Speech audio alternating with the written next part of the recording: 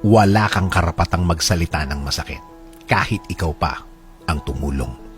Maraming tataas na naman ang kilay sa title ng video na ito. Kapag tumulong tayo, tutulong tayo ng kusa, tutulong tayo ng buong puso, tutulong tayo ng bukal sa loob. Dahil masarap naman talaga ang tumulong kesa ikaw ang tutulungan. Remember the phrase? It's better to give than to receive. Kapag ikaw ang tumulong, kapag ikaw ang nagbigay, alalahanin na ang binigay mo ay para sa ikabubuti ng taong tinulungan mo. Pero wag mo namang idikta kung paano niya dapat patakbuhin ang kanyang buhay. Dito nagkakaroon ng conflict ang mga tulungan sa magkabilang panig.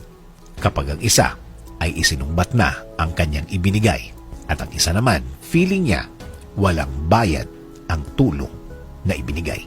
Nagiging problema lang naman ang tulungan kapag ang feeling ng isa ay nagiging obligasyon na sa kanya ang tinutulungan niya. Ina-adjust na niya ang lahat para lang matulungan ang tinutulungan niya. Kapag may nasasakripisyo na, maghahanap ka na ngayon ng kapatid